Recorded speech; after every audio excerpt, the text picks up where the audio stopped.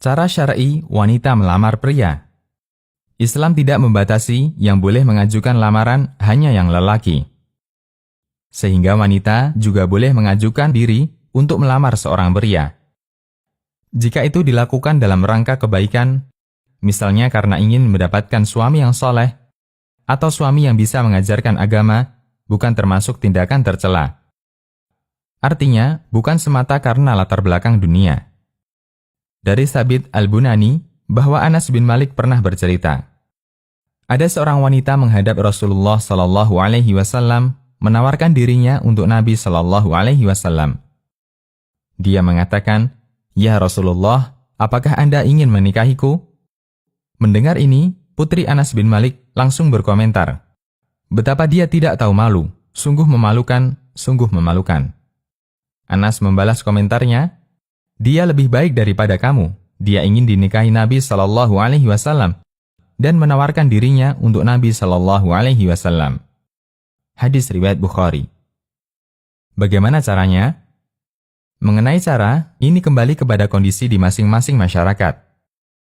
Bagaimana cara wanita melamar yang paling wajar? Bisa juga dilakukan dengan cara berikut. Pertama, menawarkan diri langsung ke yang bersangkutan. Seperti yang diceritakan Anas bin Malik radhiyallahu anhu pada hadis di atas. Demikian pula disebutkan dalam riwayat lain dari Sahal bin Sa'ad radhiyallahu anhu, ada seorang wanita menghadap Nabi SAW dan menawarkan dirinya.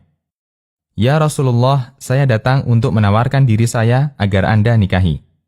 Setelah Nabi SAW memperhatikannya, beliau tidak ada keinginan untuk menikahinya. Hingga wanita ini duduk menunggu, kemudian datang seorang sahabat.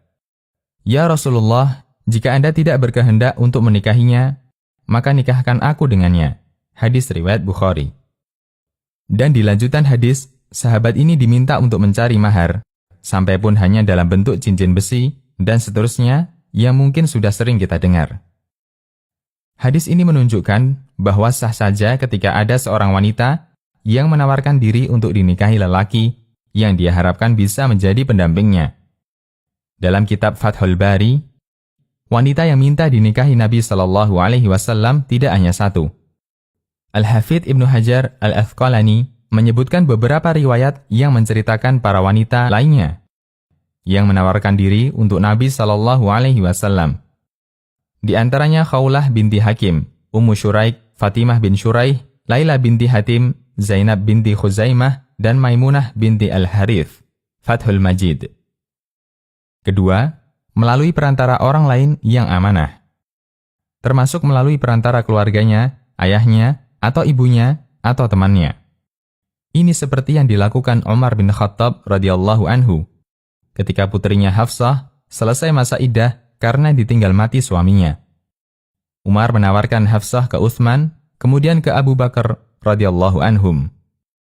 Umar mengatakan, "Kemudian aku menemui Abu Bakar As-Siddiq dan berkata, 'Jika engkau mau, aku akan nikahkan Hafsah binti Umar denganmu.' Akan tetapi, Abu Bakar diam dan tidak berkomentar apapun. Saat itu aku lebih kecewa terhadap Abu Bakar daripada kepada Utsman." Hadis riwayat Bukhari dan Nasa'i.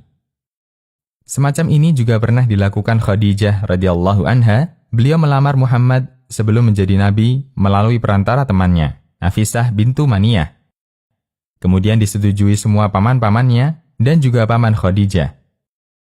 Ketika akad dihadiri Bani Hashim dan pembesar Bani Mudhar, dan ini terjadi 2 bulan sepulang Nabi SAW dari Syam berdagang barangnya Khadijah. Ar-Rahiq Al-Makhtum. Dalam salah satu fatwanya, Lajnah Daimah ditanya mengenai hukum wanita yang menawarkan diri agar dinikahi lelaki yang soleh. Jawaban Lajnah, jika dia seorang laki-laki yang soleh, sebagaimana disebutkan, maka disyariatkan bagi wanita itu untuk menawarkan diri kepadanya atau yang semisalnya untuk dinikahi. Ini dibolehkan sebagaimana yang telah dilakukan Khadijah radhiyallahu anha. Juga dilakukan oleh seorang wanita yang menawarkan dirinya kepada Nabi SAW untuk dinikahi beliau, sebagaimana yang disebutkan di surat Al-Ahzab. Juga pernah dilakukan Umar bin Khattab radhiyallahu anhu yang menawarkan putrinya Hafsah kepada Abu Bakar kemudian kepada Utsman bin Affan radhiyallahu anhum. Fatwa Al-Lajnah Ad-Daimah. Demikian, Allahu a'lam. Konsultasi Syariah.